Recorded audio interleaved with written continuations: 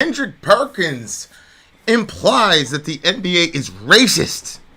Reddick calls him out on it.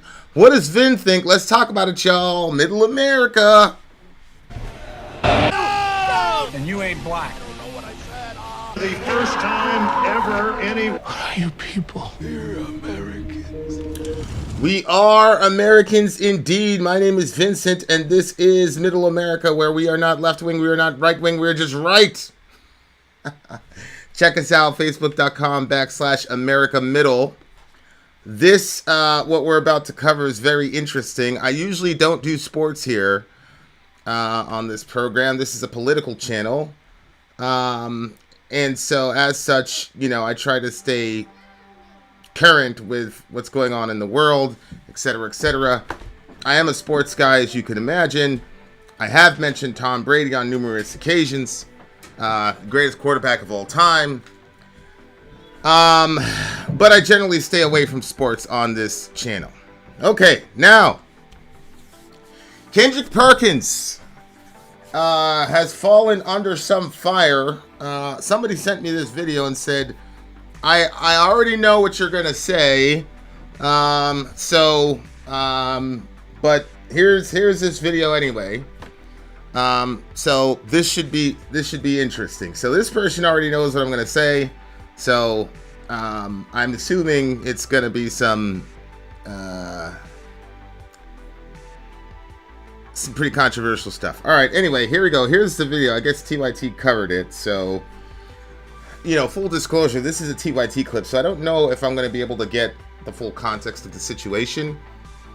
Some of you guys are probably familiar with the conversation. So if there's any blanks that are missing from TYT's coverage of this, then let me know. But and yes, I still watch TYT. I gave you guys AOC, okay? When I gave up on AOC, there was a lot of finally, blah blah blah blah blah. But people still hating on me for watching TYT. But all right. Anyway, let's talk about it. Here we go. Here is Reddick blast Kendrick Perkins. I guess let's check it out. Stephen, I mean no offense to you, and I mean no offense to First Take, because I think this show is extremely valuable. It is an honor to be on this desk every day. It really is. But what we've just I knew there was a but coming. It's an honor to be on the show, blah, blah, blah, blah, blah, blah. But there's a but coming. This is the problem with this show, where we create narratives that do not exist in reality. The implication. First Take, for you guys to get some context to the the subliminal discussion that's happening when he said this is the problem with this show, is Stephen A. Smith is basically the patriarch of the first that company, ESPN at this point. Stephen A., in my opinion, is probably more of a center right guy, which most rich black people are. He's definitely a fiscal conservative, and he's come out and said, I'm a capitalist, is Stephen A. Smith's big thing. And he's made millions of dollars, and he pretty much runs that show. But a lot of criticism happens to ESPN. And it really happened in ESPN during the Colin Kaepernick era, when Cap started kneeling and all that. And you had Jamel Hill, black lady, Michael, forgot the guy's name. You had Stephen A. And so they started talking about racial issues. Most of which were valid in my view. Jamel Hill ended up basically getting terminated from ESPN for speaking out, that type of thing. So there's always this cloud hanging over ESPN that they're too political and it's too racial and all the rest of it. For my part, I agreed with most of the observations that they made. I also understand that ESPN's constituency is largely white American males who feel very persecuted in America right now.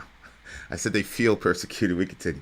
What you are implying, that the white voters that vote on NBA are racist, that they favor white people. You just said that. Yes, you did. On First Take. Whoa! Okay. So This is a debate that's been... Okay, I see what's happening here. So there's this guy named Joel Embiid. Joel Embiid is the center for the Philadelphia 76ers, and he's killing it right now. Like last night, they were down by 21, and the dude hit a game-winning shot at the buzzer. He did the same thing like three nights ago, and then he did the same thing 4 nights ago. It's just the clock ran out on him, but he hit basically a half-court shot that would have won the game if he would have got it off a second earlier, okay? So Joel Embiid is killing it right now. But there's this guy named Nikola Jokic, and Nikola Jokic is, I don't know exactly where Nikola Jokic is from. I see where this is going. Okay, so Nikola Jokic is from, I'll tell you in a second. Actually, let me ask Chat GBT. Where was Serbia? Okay, he's Serbian. Okay, Nikola Jokic is Serbian, and for the last 2 years, he has won the MVP, the Most Valuable Player award in basketball, which is a pretty prestigious award. To me, the MVP in basketball is worth more than the MVP in football. The MVP in football always goes to the quarterback. And so you're not really competing against the entire league for that trophy. You're just competing against the other quarterbacks. I mean, in my opinion, honestly, they should just have the Brady Award and say you're the best quarterback in the league, and then have an MVP as a separate award. Or you have the Brady Award for an offensive player, and then you have, I don't know, the what's that guy's name? The dude from the Ravens, the Ray Lewis Award for the defensive player. That's my opinion what should happen in football. But in basketball, you play offense and defense almost simultaneously. And so if you get the MVP award in basketball, in my view, that's a more prestigious award. Anyway, so you got Nikola Jokic, okay? For the last 2 years, he's been the MVP. Nikola Jokic is essentially playing with really nobody. His point guard is a badass, but that guy gets injured all the time. Nikola Jokic will have the most rebounds, the most assists, and the most points on his team on any given night. The Denver Nuggets. Honestly, without that guy, they would not be in... I think they have the number 1 record right now this year. What happens to Jokic, though, is when they go into the playoffs. When you go into the playoffs, it's different because you're paying the best teams in the NBA. And secondly, you're playing a 3 to 5 to 7 game series, and the coaches are so good that they'll just find a way to take out your best player. And if you don't have any other players, you're not going to win. So Jokic keeps getting bounced in the first or second round, right? But the point is, in the regular season, Nikola Jokic has been carrying his team. The problem is, in my view, is Joel Embiid an MVP candidate? Absolutely. As a matter of fact, on another show, Skip and Shannon, Skip, who is white, has Joel Embiid as his MVP, and Shannon, who is black, has Nikola Jokic as his MVP, and they fight about it practically every day on Twitter. There isn't the racial component because the Joel Embiid fan is white and the Nikola Jokic fan is black on the other show. But I think what's going on here is you see this black guy with the pink shirt and the pink, and the pinkish tie. He used to play basketball, okay? And he's basically implying that the reason that Nikola Jokic is about to win his 3rd MVP and Joel Embiid cannot win his first is because most of the voters for MVP are white. That's the argument that he's making. So he's saying that this is the NBA's racism, essentially, trying to crown Nikola Jokic the 3rd. They want a white hope, basically. Okay, so that's the context, y'all. We continue. Fireworks flew with J.J. Reddick, Stephen A. Smith, and Kendrick Perkins. Yes, you did. Yes, you did. That is exactly what you implied, Kendrick Perkins. That is exactly what you implied. Secondly, hold on. I did not call. I stated the facts. And you're not about to sit up. We all know what you implied. I didn't hear what he said, so I can't comment on that. The other day, we all know what you implied just now. Hold on. I stated, one at a time. It's the facts. One at a time. It's the facts. It's the facts. In turn, Perkins erupted at Reddick for what JJ felt was valid criticism of Kendrick's previous comments. Basically, here's what happened. Perkins accused Denver Nuggets center Nikola Jokic of stat padding. Thus, Reddick went on First Take and was asked about... Stat padding is when you're playing as an individual and you're getting up rebounds or you're getting up shots, not so that the team can win, but so that you can position yourself to be the MVP. The most notorious version of this is not LeBron, but Russell Westbrook. Russell Westbrook, if you can get 10 points, 10 assists, and 10 rebounds, that's called a triple-double, okay? Because you're in double figures in 3 categories, okay? And so prior to Russell Westbrook, there had been one guy who'd done it for one season. So it kind of became like this mythical, can you average a triple-double in a season? So Russ's team will be up by like 25 points, and you'll see him in the fourth quarter with 3 minutes left in the game, which conventional wisdom states all your good players should be out of the game if the game is over like that, because you want to save them. You don't want them to get injured, freak, whatever. Russell Westbrook would stay in the game so that he made sure he got his 10th rebound so that he could get his triple-double. Okay, that's an example of stat padding, where you're accumulating these statistics just for yourself. They have no impact on the game, whether you win or lose, okay? So that's what Kendrick Perkins is just accused Nikola Jokic of doing, because he's trying to win the MVP. We continue. Perkins's so-called stat padding argument. And the best argument I can make of why this is such a ludicrous statement, they're 23-0 when he has a triple-double. Going back to last year, they've won 28 games in a row when he has a triple-double. Okay, so I'm sorry, that's not stat padding. Okay, if the guy, if he gets double figures in all 3 of those categories, basically points, rebounds, and assists. And assists is when you pass the ball to your teammate, and you're the reason he scores, by the way.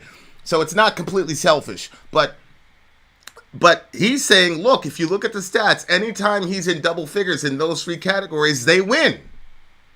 So if you're a coach or if you're a teammate, you want Nikola Jokic to get a triple-double every game, because every time that happens, they win. So stat padding is a real phenomenon. It's a real thing. But the point of shooting, rebounding, and assist is winning the game. And when he doubles up in those categories, they win. I mean, that's not a good argument. We continue. Slap box at least allowed me to be on TV, to be able to throw my jabs and, my uppercuts. Perkins didn't appreciate the comments and demanded they air it out on TV together. When I look at JJ and I hear him talk, because he's so big in analytics and he's a historian when it comes down to diving in deep and going back into history and talking about the evolution of the game, why didn't he never bring up this in particular subject? When it comes down to guys winning MVP since 1990, it's only 3 guys that won the MVP that wasn't top 10 in scoring. Do you know who those 3 guys were? Who were they? Steve Nash, Jokic, and Dirk Nowitzki. No. Okay. So he's saying since 1990, there's only been 3 players who were not number 1 in score, not top 10 in scoring, that's won the MVP award. Steve Nash, who's white, Nikola Jokic, who's Serbian, and then Dirk Nowitzki, who's, I believe, German or Austrian, white dude. So he's saying there's only been 3 times since 1990 where you get a guy that's not top 10 in scoring, who wins the MVP. And then he names the 3 people who won, and all 3 of them are white. So what he's saying is, what he's saying in that situation, the implication is obvious, which is to say, you get these 3 white dudes, they're not the top 10 in scoring. How did they win the MVP? Well, again, there's points, rebounds, and assists. I do think that's an interesting argument. There's only 3 of them. They're all white. I get that. But a person could also argue conversely, if you look from 1990 to 2023, the fact that there are only 3 white MVPs in that stretch of time would tell me that the NBA has called it pretty much down the line for black. Now, obviously, black people represent the majority of the players in the NBA, and definitely the majority of the top scorers in the NBA are represented by black people. But my point is, 3 white dudes since 1990. I don't know. That's what, 30 years ago, 33 years ago. In 33 years, we've only had 3 white dudes win the MVP. I'm not sure. I don't know. But I mean, it's I didn't know that stat, so okay. I mean, I could see that. What do those guys have in common? I'll let it sit there and marinate. You think about it. Perkins. What they have in common is that they're all white. Now, let me say, Steve Nash, Hall of Famer. Dirk Nowitzki, first ballot Hall of Famer. Nikola Jokic, if he plays like this for another 3 years, first ballot Hall of Famer. Especially if he gets on a team that has some, has another great player. They're not going to do anything in the postseason this year. They're just not. But if he gets on a team with an actual player, I mean, but we continue. Was accusing the NBA and NBA media of racial bias in MVP voting. Thus, it set the scene for what we saw to open up this piece. One thing we've learned from that is we can actually track which players create good shots for their teammates. And Nikola Jokic is top 5 in shot quality created. That's a fact. So for example, I can pass the ball to Steph Curry. Steph Curry can hit a shot from 30 feet away. He can because he's an alien, right? But 9 times out of 10, if I pass the ball to you and you're 30 feet away from the basket, that's a low percentage shot. But if I pass the ball to you and you're open and you're 4 feet from the basket, that's a high percentage shot. But the issue is, how do I manipulate the defense so that I can get one of my players to be wide open? Well, the issue is I have to be a threat inside, right? So that when I'm close to the net, you got people that have to double team me. They got to leave their player to come guard me because I'm such a threat inside. And once I see you leave that player, boop, I'm going to dish it to my man, and now he has a 4-foot shot. So the point is, some people call it gravity, whatever. The point is, Nikola Jokic creates very high opportunity shots for his teammates. Okay?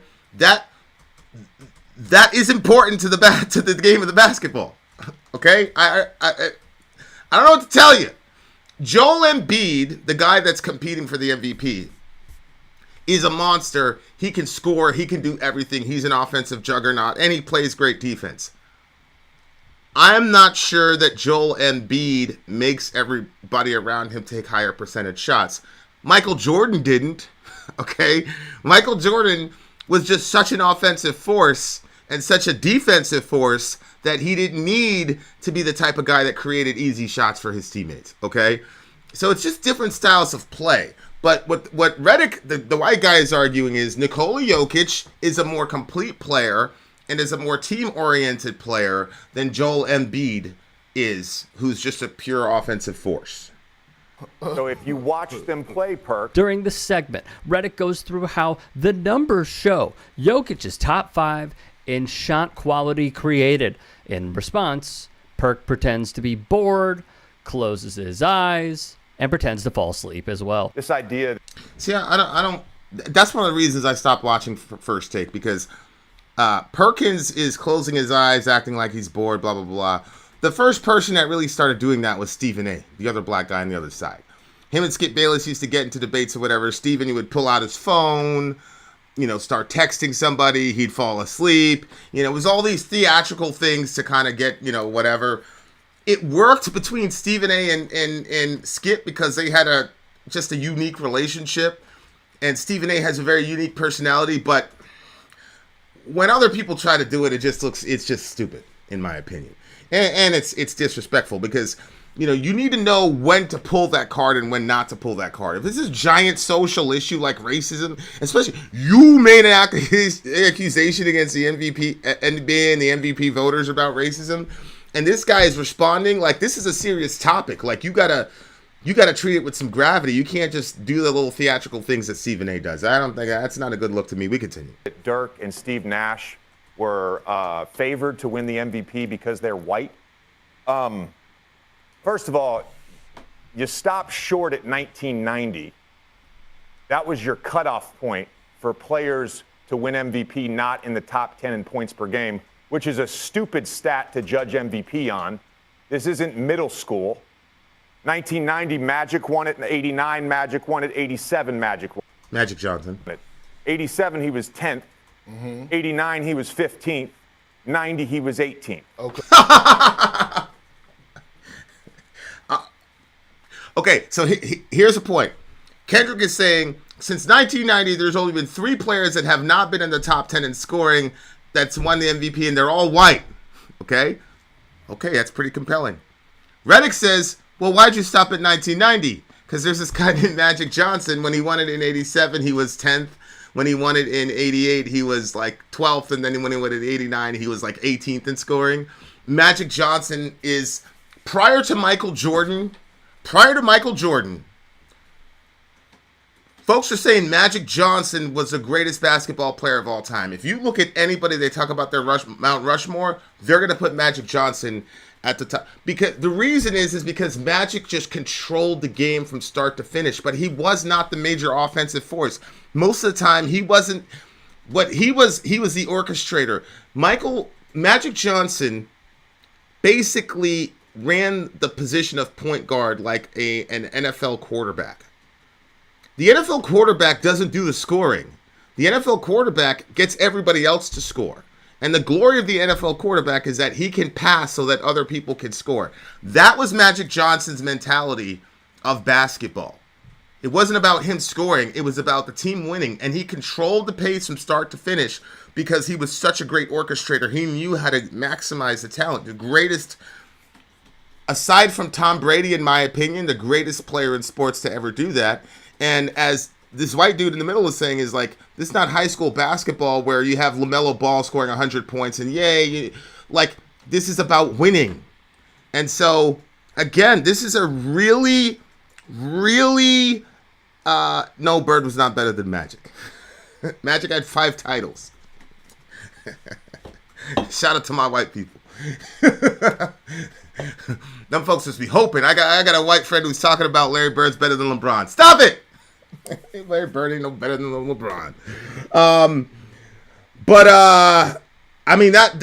I'm sorry, Perk, but you're getting smashed in this debate, bro. Because it's true. Nobody's gonna argue that Magic Johnson did not deserve those titles, those MVP titles. But he wasn't. There's one time he was like the 18th highest scorer in the league, and he won the MVP. And nobody argued it because it's not about scoring a bunch of points. This was my issues with Kobe, rest in peace. It's not about scoring a bunch of points. It's about positioning your team to win. And are you the reason, are you the fulcrum for why your team is always winning? We continue. Okay.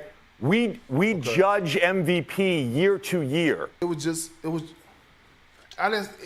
a strange thing. It was just a strange. You basically describe Steve Nash and talk about Magic. No. Steve Nash is another white hope. No. Steve Nash has never won a title, never come close to sniffing a title. Steve Nash is nothing compared to Magic Johnson. That's just, no. But JJ Reddick is killing shit right now. I'm sorry, Perkins. You're losing this debate very badly. And honestly, it makes you look dishonest that you hit the cutoff point at 1990 when the same people that were looking up those stats, I'm sure they must have told you, well, Magic Johnson, who's known as the second, third greatest player of all time, won it 3 times, and he was never in the top 10 those 3 times that he won. Not good. Did you cut it off at 1990, though? Because that was convenient. That was convenient. I'm just saying. Hold on. Larry Bird would have made LeBron cry. Please. LeBron would have put Larry. This is the thing that kills me about these people. Go watch how these people played. Okay? Larry Bird, LeBron. Okay, what did Larry Bird do to Karl Malone? Larry Bird, first of all, they wouldn't even have put Larry Bird on LeBron. They would have done their best to hide LeBron from Larry Bird. Like this is, but this is what happens. Like, there are some racial undertones. There's a reason that black folks are watching golf during Tiger Woods. Okay, I mean, it is what it is. Okay, I'm a realist. I'm not gonna deny it. There's a bunch of white people that want to believe that Larry Bird is up there with with folks, and I'm sorry. He's not. He would have got shook out the gym. Larry Bird. We continue. Good Lord. Oh, time out. it was just a strange thing that it just happened. It was just a strange thing. Won it. 87, he was 10th. 89, he was 15th. 90, he was 18th. Okay. Okay? We judge MVP year to year. It was just a strange thing.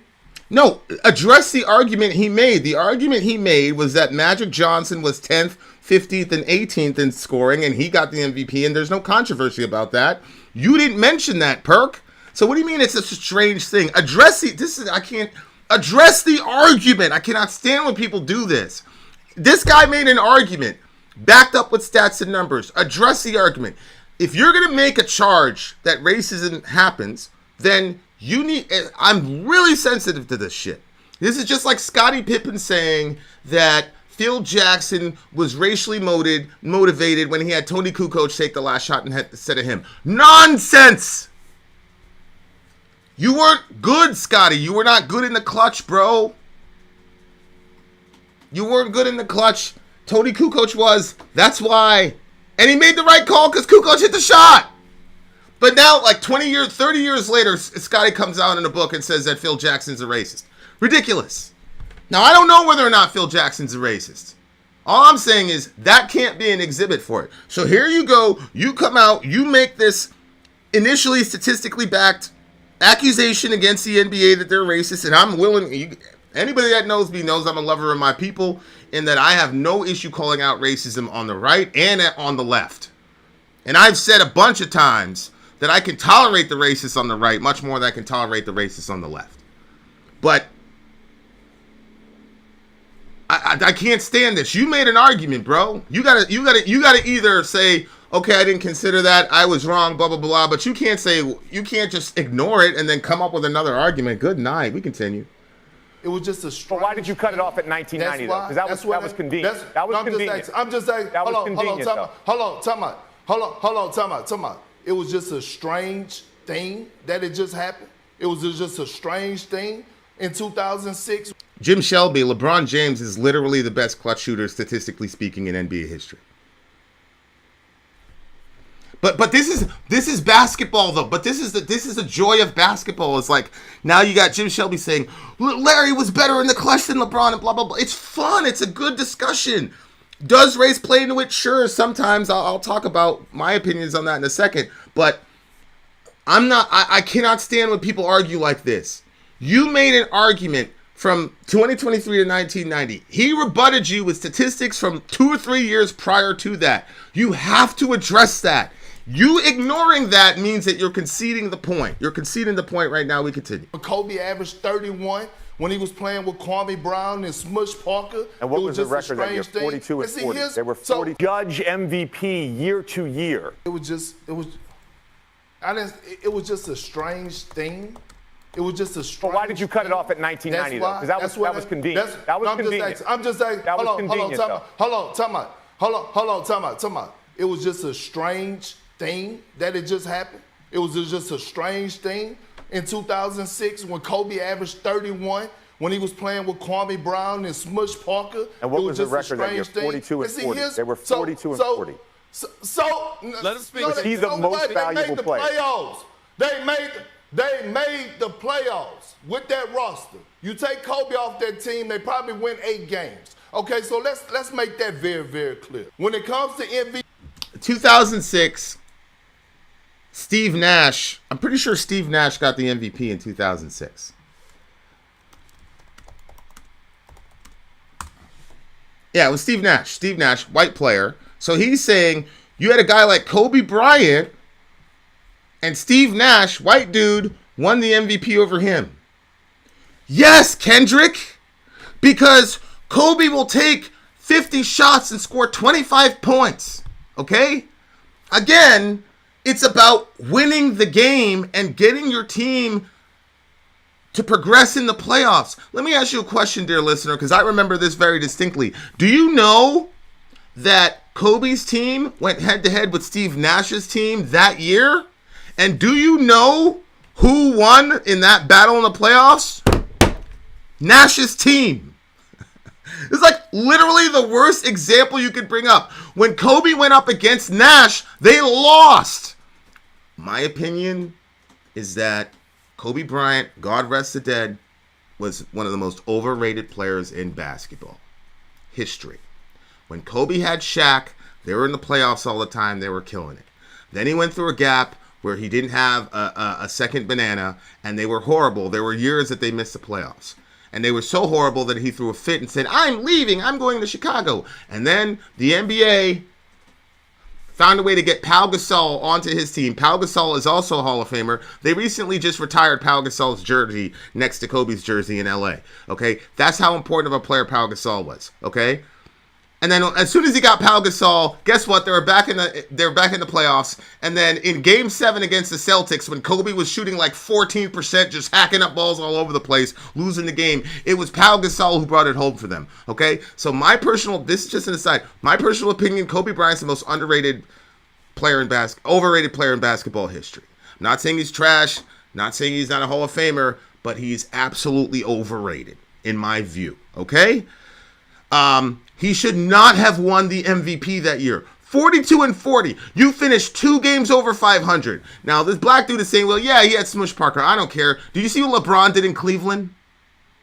LeBron's second best player, his name was Adrunas Ilgauskas. Okay? He was basura, trash.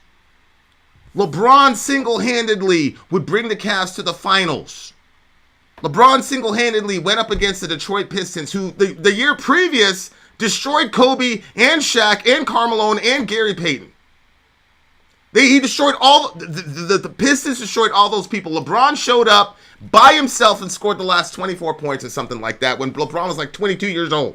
Okay?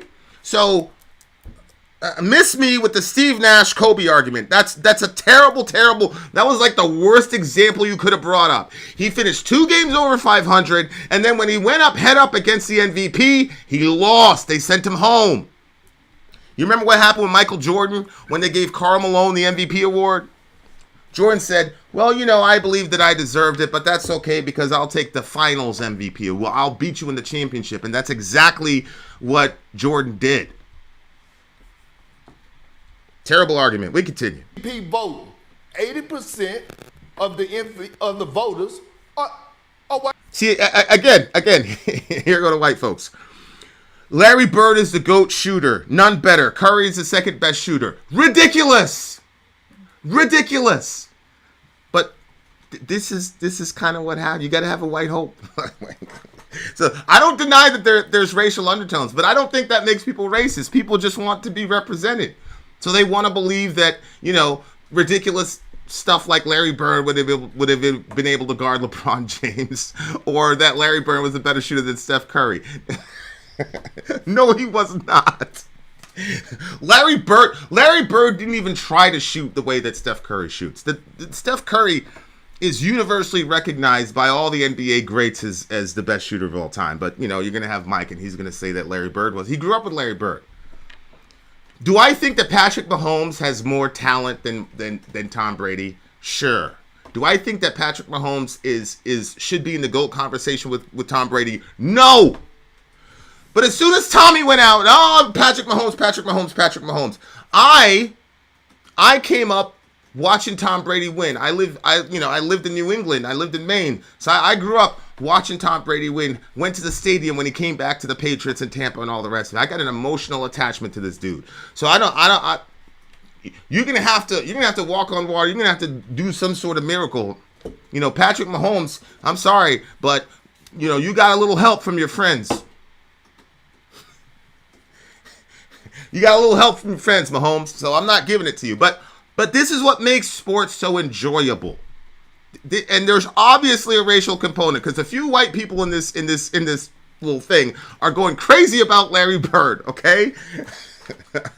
Shout out to Larry Bird. No disrespect to him, but holy shit. We continue. American. 20% are others. I know that stat. If you want to talk about advanced stat, I do know that one. Which led to this quote, as displayed on your screen, where J.J. Reddick went over Kendrick Perkins' implications, which, of course, the former does not agree with. How about Reddick pulling back the curtain on First Take while on air for First Take, condemning the show for pushing false narratives? We all understand the performative and theatrical aspect of First Take and other daily debate shows, but a panelist calling it out in real time is rather brazen.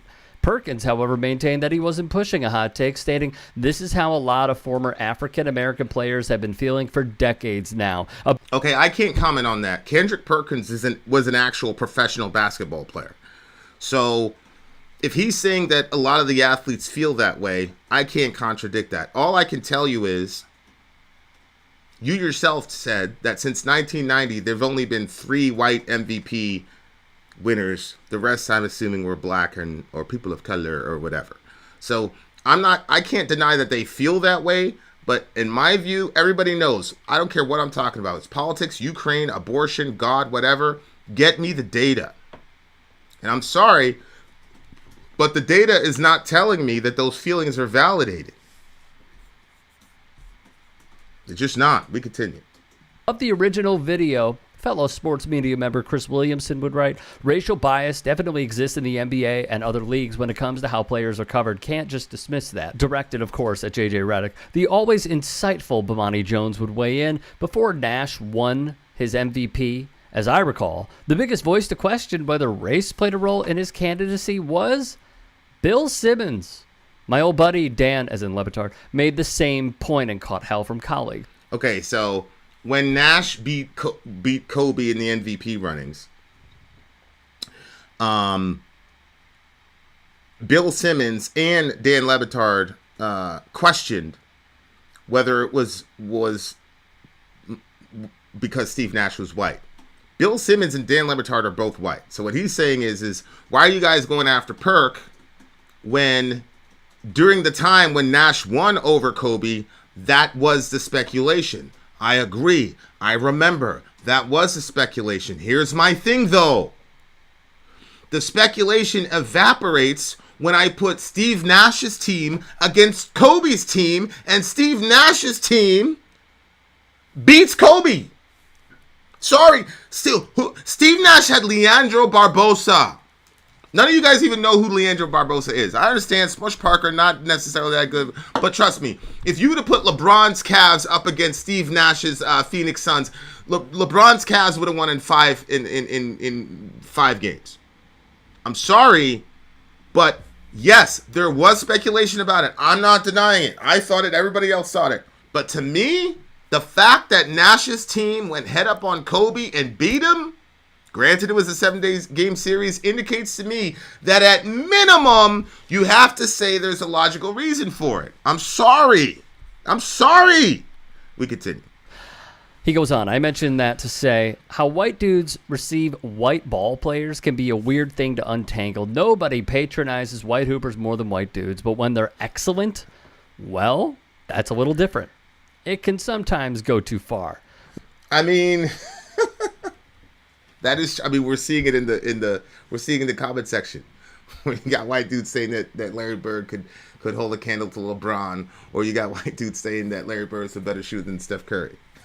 Okay, so he's right. I agree, but I'm sorry. It's still I'm a numbers guy. When things get dissonant, and it sounds like white people are going a little far to hype up a white dude, well, yeah, some people are going to wonder what's going on. It wouldn't be an unfair question to ask. Nobody said it was an unfair question to ask. The problem is you implied that it was racially motivated. Now, listen, are sports in general, of course, look, you got a guy like Ben Roethlisberger who settled 2 sexual assault cases out of court. And he was able to finish his career with honor. He was able to run around the stadium, thank everybody. Everybody is clapping, crying, all types of shit. Everybody knows he's going to be a first ballot Hall of Famer. He settled 2 sexual assault cases out of court. Michael Vick had some dog wrestling, blah, blah, blah. They sent homie to prison, ruined his career. Then he came back, and to this day, he's completely blacked out of the Hall of Fame. He was never allowed to be redeemed, any of that thing, because he did a couple things to some dogs. This dude settled out of court for sexually assaulting 2 women created in the image and likeness of God, and he's the MVP, no problem. He's going to give a speech, no problem. Michael Vick should be in the Hall of Fame. Everybody knows that, but because of the dog wrestling, the dog fighting, blah blah blah. Now he's the worst person in the world. And you still got silly PETA, whatever people saying, oh my God, Michael Vick, blah blah blah. They turned this dude into a monster. Meanwhile, this dude sexually assaulted allegedly 2 people, and he's gonna get immortalized. So you cannot tell me that there are not racial over and undertones in sports. Of course they are. You see in the comment section. Now it's a spectrum. Some of it is fun. Larry Bird is better than Steph Curry, and some of it is pretty frustrating, like Michael Vick versus Ben Roethlisberger. Now, relative to this situation, here's the thing that a lot of people are not considering. Number one, the NBA is notorious for not always giving the MVP to the best player. Dear listener, LeBron James had a streak, I think it was for about 8 years, where literally he went to the NBA Finals every single year. LeBron James, I think, has won the MVP title 2-3 times in his 17, 18, 20-year career. Why? Well, it's very simple. LeBron James is such a superstar, and the NBA has already squeezed the amount of juice possible out of that guy. And if you keep giving the MVP award to the same player, it's boring. The same thing happened to Michael Jeffrey Jordan. Michael Jordan has only won the MVP, I don't know, 4 or 5 times. Something like he should have won it 9, 10, 11 times. I mean, we're talking about Michael Jordan. The NBA will not give you that all the time, every single year. Okay? That's just a fact. They did it to Jordan. They did it to LeBron. So this is a pattern that happens a lot. Okay? Now, you have to think to yourself, why would the NBA want to bias themselves toward Nikola Jokic? Is it because he's white? Well, you could say that. Nikola Jokic is European. Now, a lot of times when folks say European, they're talking about white people in America. But this dude was literally born in Europe. Think. As a business owner, think. What do you want as the NBA? Well, I want to expand globally. I want to expand into a global market. If a bunch of Serbian kids see a Serbian guy dominating the NBA that looks like them, comes from where they are, speaks English with your accent that you recognize, you start thinking to yourself, well, hell, I want a Nikola Jokic jersey if you're over there in Serbia. And then a couple of your friends might start saying, you know what, let's not play soccer, which is kind of like the global sport right now. I hope you realize outside of America, it's soccer or football, whatever you want to call it, okay? Those are the biggest stars in the world. Like, those are like literally the biggest people in the world is soccer, okay? So how do you penetrate those markets? You have somebody that looks like them, sounds like them, acts like them, has a name like them, and you prop them up, right? And then these kids start buying jerseys, they start buying balls, and then there's a demand, and then, hell, maybe we can have a league. And all that does is it expands the NBA's footprint, all over the world.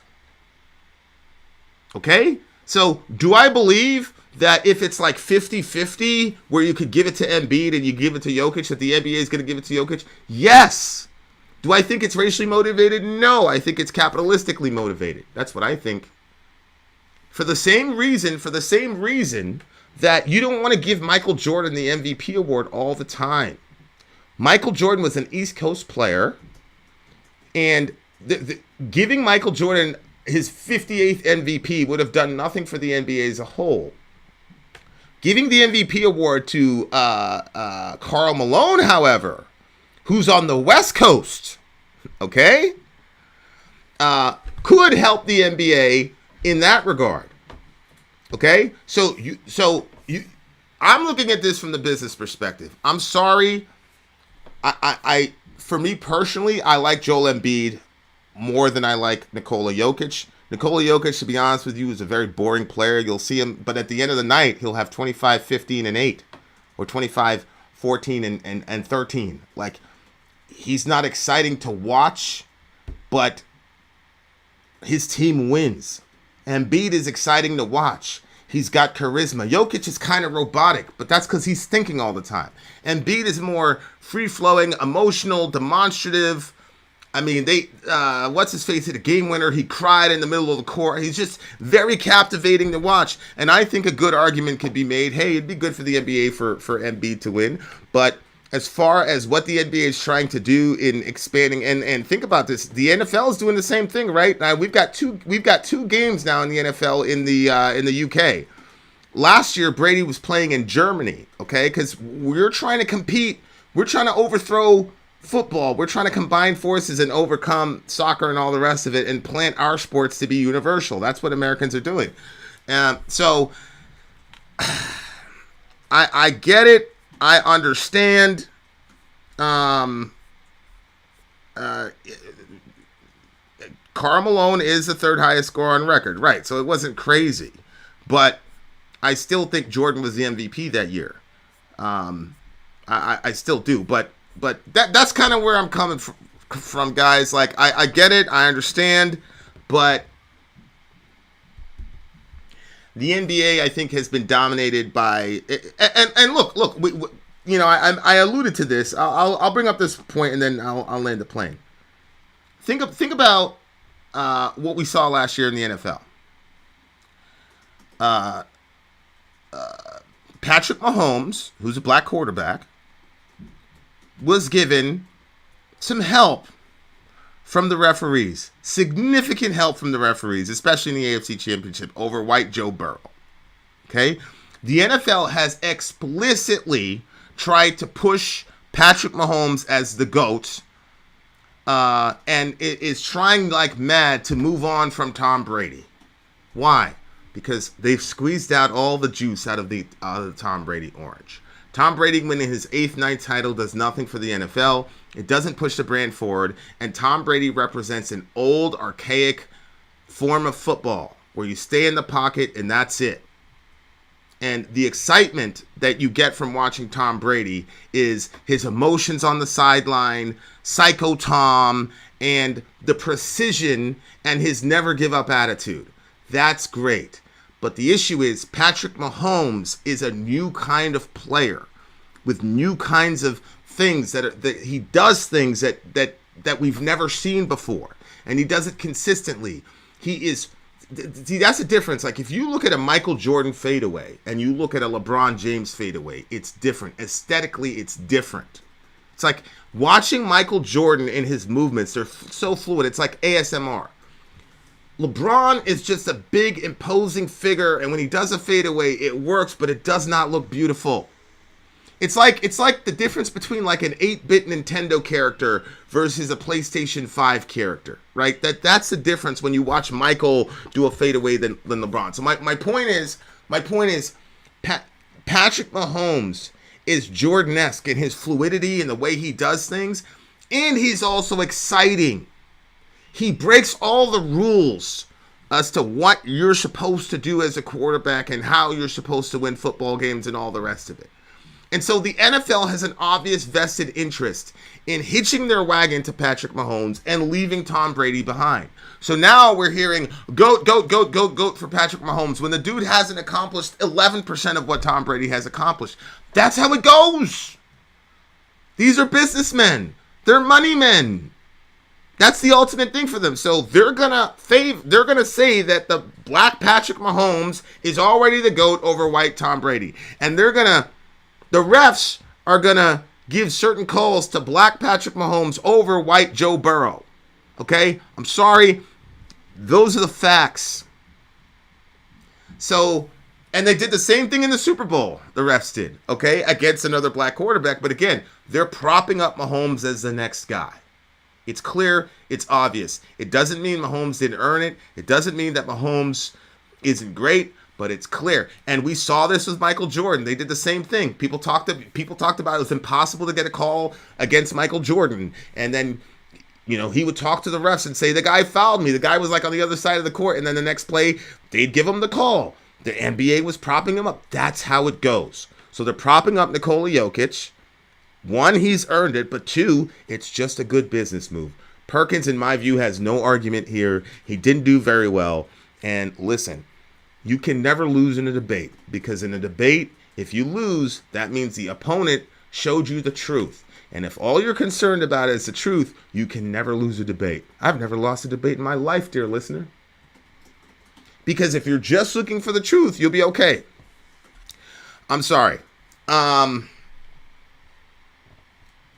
where I'm at with it. Is anybody saying that Conor McGregor is in John Jones's league? Come on. I haven't even heard that, but I mean, it wouldn't surprise. I mean, anybody that knows anything about combat sports, you know, Anderson Silva at his prime versus John Jones would have been the ultimate ticket. Fortunately, that never really worked out. But the only person I could see, like, all time competing with John Jones is Anderson Silva. Anderson Silva is my favorite, but the way that John Jones just runs through people, like runs through the best people, I mean, granted, Silva, we used to get bored with people, so he'd play around and, you know, I mean, Silva's my favorite of all time. It was Bruce Lee, and then it was Anderson Silva. I respect John Jones, but Silva was just great. Oh my gosh, Silva was great. But anybody saying that what's his face? I forgot McGregor. Anybody that says that McGregor is in the same league as John Jones doesn't know the Hurt Game at all. I'm sorry. I'm sorry. That's insane. I would not put Conor McGregor in the top 10 of UFC of all time. He wouldn't even be in the top 10. Conor McGregor was not that good. Not that good at all. I mean, good night. Crow Cop was fun to watch. But yeah, I don't even think McGregor would be in my top 20 relative to mixed martial artists of all time. No. Ridiculous. Okay. GSP versus Khabib, that would be crazy. GSP versus Khabib would be crazy. Yeah. McGregor's a great striker. Here's the thing about McGregor, though. As far as all time, there's nobody that can manipulate media like Conor McGregor, though, in the UFC. The Floyd Mayweather fight was genius. I mean, look, I'm a business owner. By the way, speaking of business owners, here you go. Check this out, guys. This is Fuji Bear. What's fat? Your feet are on the camera, so everybody can see your grody ass feet. I didn't even see that, so sorry. No, that's okay. Yeah, guys, so we didn't know this, but one of the reasons that our kids could never keep down regular American formula was that American formula standards have not been significantly updated since 1980, since before we were born. Since the time that American formula standards have not been updated since the time that Larry Bird was the greatest basketball player of all time. There you go. 1980. And so we found out that there's like this underground market of European formula. And so we've got some European formula we tried on our kids. Our kids loved it, loved the taste, and they were actually able to keep it down. And so, as you can imagine, those things cost an arm and a leg. So our idea was, how about we bring high-quality European formula, but make it so that regular Americans can afford it. And hence, Fuji Bear was born. So check us out, Amazon.com. Put Fuji in there in the search bar. You'll be able to find it. Okay. That's out of the way. Yeah. I mean, my conclusion of this is that in this particular situation, I think JJ Reddick has summarily won the debate. It's not even close in my view. If there are NBA players who feel, there's a racial element, everybody knows I'm not afraid to call out racism when I see it. I just talked about Michael Vick and Ben Roethlisberger, et cetera, et cetera. But the fact that there's only been, Dirk Nowitzki pretty much single-handedly took on LeBron James, Dwayne Wade, and Chris Bosh. Two of those guys are first ballot Hall of Famers. Chris Bosh is probably going to be a second or third ballot Hall of Famer. That year, LeBron went to the title game. That little era, they went to the title game every single year when those three were together. Dirk Nowitzki, with Jason Terry as his sidekick and a 50-million-year-old Jason Kidd as his point guard, took those three guys on and beat them in 6 games on their home court for the title. And in that run, they destroyed Kobe's Lakers, which had Pau Gasol and Kobe on the same team, by the way. He destroyed them. The idea that Dirk Nowitzki only won the NBA MVP one time is very, very, very suspect. You see what I'm saying? Like, I get it. There's racism, blah, blah, blah, blah, blah, blah. But, come on, guys. Dirk Nowitzki absolutely deserves the MVP. He deserved more than one MVP. I don't believe Steve Nash. I don't think he was the greatest that year anyway. I think LeBron should have won it that year. But you give it to Steve Nash over Kobe, I'm completely content with that. I'm completely content with that because they went head-to-head and Nash beat them with freaking Leandro Barbosa. Okay? Let facts be facts. All right. Did you really just say LeBron is the best scorer? Well, LeBron is literally the top scorer in NBA history. Like, that's not an argument, Dwayne. That's just a fact. He far outstripped. He's gonna have about 2,000 or 3,000 points above number one. So, of course, LeBron is the greatest scorer in NBA history. And here's the thing about LeBron. Kareem's role was to score. LeBron has always been known as a facilitator. You've never heard anybody say LeBron is a scoring machine. And yet, here he is. Incredible. That's why, to me, LeBron is the absolute GOAT. He's the greatest of all time. And I don't think it's even close. I don't think it's even close. What Jordan did in the playoffs, great. But Jordan needed a second banana to get past round one. He couldn't even beat Larry Bird. Okay? So let's get this in perspective. Until he got a good coach and until he got a good number two, Michael Jordan wasn't doing nothing. LeBron James destroyed the Detroit Pistons by himself. Literally scored the last 24 points in fourth quarter and overtime by himself at 22 years old. The Detroit Pistons with Michael Jordan had him crying in the bus with his dad. I'm sorry. I love Michael Jordan. I think he's great. LeBron is the GOAT. But this is the beauty of sports. This is the beauty of sports. We're arguing it's a barbershop and all that shit. I have no problem bringing racism into the discussion if I see it there, but it's got to be validated by numbers. It's got to be validated by facts. Okay?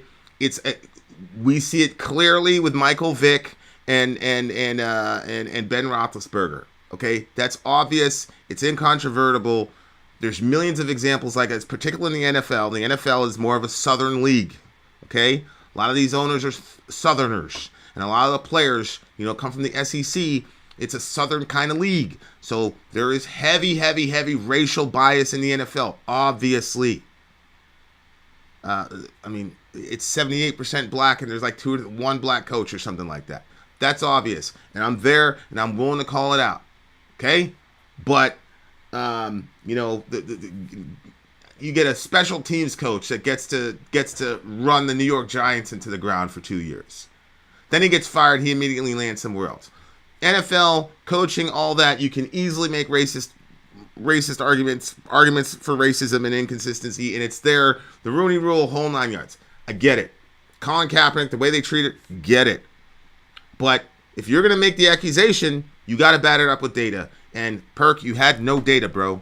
You had no data. And when you have no data, and then somebody comes with data that contradicts your narrative, you have to say that you're wrong. At minimum, you have to say, okay, I got to look at that. You have to. Otherwise, you have no integrity.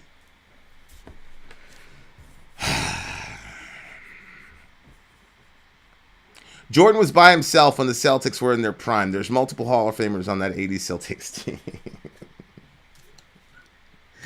And here we go back and forth. There were also Hall of Famers on the Detroit Pistons team that LeBron deconstructed on his own. Okay? But what happened? Dwayne grew up watching Michael Jordan and believing Michael Jordan was God. I grew up watching Tom Brady. I am never gonna let go of saying Tom Brady's a GOAT. I don't care if you came from Wakanda. Okay? If you came from Wakanda and you win 6 Super Bowls and you're the MVP, hell, if you come from Wakanda and you have a perfect season, I will still say that Tom Brady's a GOAT because I'm emotionally connected to him. That's the beauty of sports. Is there ugly in sports? Yes. The NFL has a bunch of ugliness in it. Bunch of ugly shit in it. But this situation, I'm sorry, man. I'm sorry. You know, it's just like I'm talking to Perk now, and Perk is talking about Salahuddin, and he's saying Salahuddin wasn't really that good of a general. Well, Perk, 99% of the time when he says something, he's like usually spot on. But I am emotionally connected to Salahuddin, so I love him. So I'm gonna say, nah, Perk, you wrong about that, bro. He's a genius. Didn't you see the movie Kingdom of Heaven? Oh man.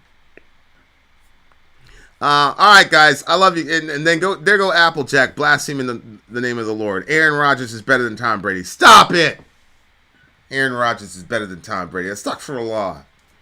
No, sir. What did BC say? No, sir, I do not like it. Is that what he said? All right, guys. This is. I think I'm gonna land the plane. Michael Jordan was clearly the better Space Jam star too. Look, you guys can agree that Aaron Rodgers is better than Tom Brady, but again, I'm a data-driven individual. How many rings does Aaron Rodgers have? Good night. What happened when Aaron Rodgers went up against the GOAT in his own hometown in Green Bay? The GOAT took him out. Stop it, Aaron Rodgers, please. Aaron Rodgers is going to be a Jeopardy question in about 5 years. Nobody knows who Aaron Rodgers is. I saw and JJ. I was so disappointed in Perk. I agree. I was disappointed. And Paul is the resident attorney over at Middle America. It was a disappointing showing, and I wasn't disappointed because he was proven wrong. That doesn't disappoint me. What disappoints me is you were proven wrong. Admit it. You were given curated information to fit a narrative. And then you were given other information that destroyed that narrative. Admit it. That's the only thing that gets me about Perk in this. I don't care if people disagree. It's okay. Like, we're not God. We're not omniscient. We're going to make mistakes. I make mistakes all the time. But admit it. That's my thing. Don't continue to argue. Don't continue to move the goalposts and all this other bullshit. Don't do that, especially with something as powerful as the race discussion in our country. Stop. It's hard to make the case that Salahuddin being great because he fumbled the conflict with the Crusaders so badly. He got beat by Richard 3 times and was forced to negotiate. Here's Perk destroying my my Pollyannish understanding of the great Salahuddin. Radiyallahu anhu. Okay. Yeah, my man Brent. People cite perfect finals record and never going to 7 games final as the reason Jordan is the GOAT. Yeah, I mean, yeah. But, you know, Robert Horry has 7 rings. What's the dude? The dude from Boston has 11 rings. Nobody says that they're the great. I just think that Jordan peaked at a time when the NBA and the media had figured each other out. And so because of that, you're never gonna get people to somebody's gonna have to do something insane for a long period of time to match the Michael Jordan mythology. But I've got Jordan number 2 behind LeBron, and then I've got Magic number 3. But you know, that's all part of it. Ric Flair is better than all of them 16. You know, I never really could get into Ric Flair, but I do respect his game. I do respect his game, and I could definitely see how somebody would say Ric Flair was the GOAT. I definitely respect that. Did you watch Jordan play? Not a lot. I was too young. But I remember my brother, who was a big Magic Johnson fan, and it was when Jordan had finally broke through and gotten. I was really small, but Jordan had finally broke through and gotten to the finals, and it was. I remember my brother talking about Magic and then Vlade Divac. I think Vlade Divac. And Vlade Divac, by the way, was another monster, absolute Hall of Famer in my view. And again, he was a European guy, but he wasn't like the centerpiece of the league or the centerpiece of the team like Nikola Jokic. But anyway, I remember my brother saying, "Yeah," and I said, "Okay, so who are we cheering for?" He goes, "We're cheering for the yellow team because the yellow team has the best guy." And I said, "Yeah, but that guy in the red team, he keeps scoring." And my brother's like, you idiot, you don't know anything about basketball. It's not just about scoring, blah, blah, blah. I'm like, oh, I was like, cool. So we're going for the yellow team. And then I'm like, yeah, but that dude keeps, that guy in the red shirt keeps running it. He's killing niggas. What are you talking about? He's like, yeah, but you don't know anything about Well, they won that game. I was like, I don't know, bro. I feel like I like that red guy better than the yellow guy. My brother's like, yeah, it's because you're an idiot. Wait till the next game. Well, the next game, they beat him even worse. I was like, I don't know, man. I think what's that red guy? It's like Jordan. I said, okay, I think that Jordan guy is better than your guy. And then I don't think they lost another game after that. They were crushing him. They were just crushing him. Yeah. So that was my first. That was my first kind of. Experience with Michael Jordan. The GOAT pro wrestlers, Bret Hart, never been a better in-ring performer. I'll say that there's never been a better technical performer than Bret Hart. The excellence of execution. But as far as pro wrestling goes, I think you'd have to say Hulk Hogan is the GOAT. Followed by Austin and The Rock.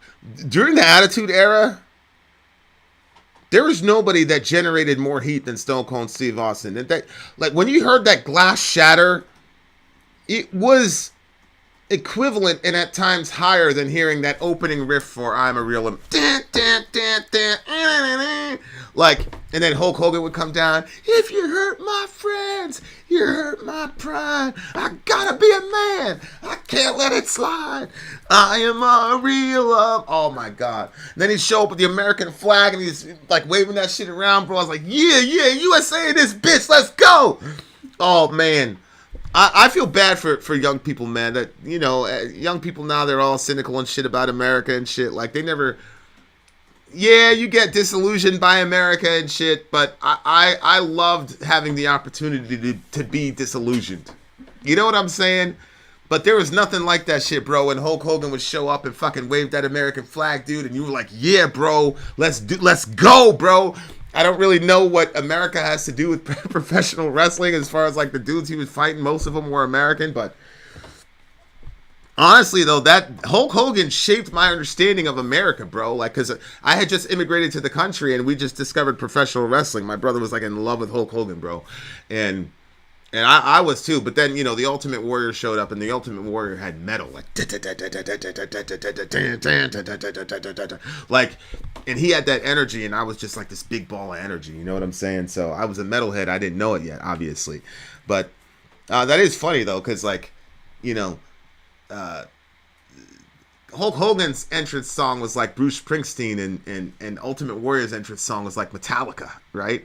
And Stone Cold's entrance was, you hear the glass shatter and then you would hear basically like this new metal riff that would show up. But when you heard that glass break with Stone Cold Steve Austin, bro, whoo! When you hear that glass break, then he'd walk down and fucking, you know, And he always had the knee brace because he was only injured. But man, Stone Cold, man, like, whoo. He was The Rock was my favorite because The Rock to me would like intellectually insult people. Like, you believe when Chris Jericho showed up, he said, "You believe that you're gonna come up here in the WWF because last week you beat a dude named Juventud." Nobody knows what I'm talking about, but The Rock, he was just brilliant the way he would insult people. There was some intelligence behind his insults, whereas Stone Cold was just completely. You're never gonna see something like that again because Stone Cold, his whole thing was like, "Yo, I'm pulling the veil from behind, and I'm showing you the real thing." And once you can only do that one time, and that was Stone Cold. So, if somebody were to say that Stone Cold was the GOAT, I could understand the argument. For me, though, it's got to be Hogan, and not because of the way that he fought or whatever in the ring. Because now, obviously, when you compare him to like Shawn Michaels or the Hardy Boys or even The Rock, as far as athleticism and what people do in the ring, Hogan was kind of boring. I mean, good night. His finishing move was that silly leg drop.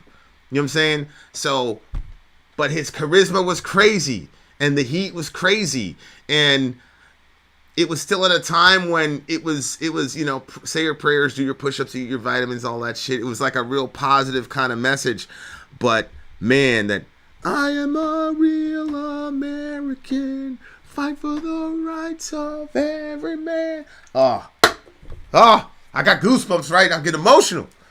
I love coming to this country, like, that was like such the perfect introduction to America, man. It was like the perfect, like, yeah, dude, like, yeah, this is what we're about. We fight for the little guy. You hurt my friends, you hurt my pride. I got to be a man. I can't let it slide. Like, we're gonna go and defend our friends. Like, that's what it means to be a man. That's what it means to be an American. That was huge for me. That it's crazy. I'm like thinking about it, like, that whole mentality really shaped a lot of my mindset.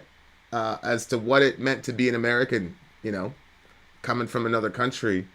And that was good for me. And as I grew up, obviously, negative forces in our government took advantage of that mentality. But I'm still glad that I was able to have that mentality, and even if it was illusory, to be able to pretend that that's what America was for a while, because that's what it was for me. Okay, I don't know who this guy is, but he's incredibly insightful. Matthias Rubal. He says, that's where maybe we got to give McGregor his due. He's the GOAT pro wrestler in the UFC as far as shit talking. I agree. Like, yeah, I'd say he's the best showman. He's the GOAT showman. Like, yeah, and great media manipulator and things like that.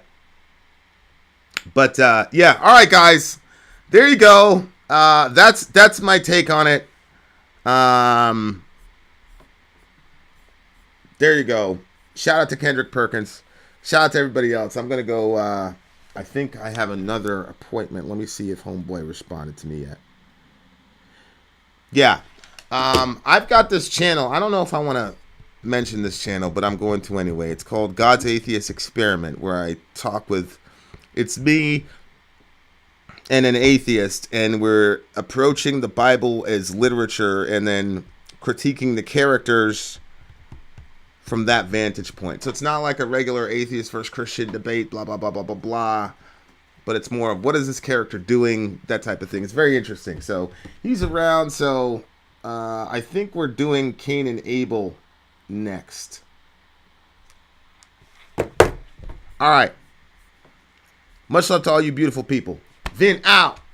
Oh, yeah. Love your neighbor. Take care.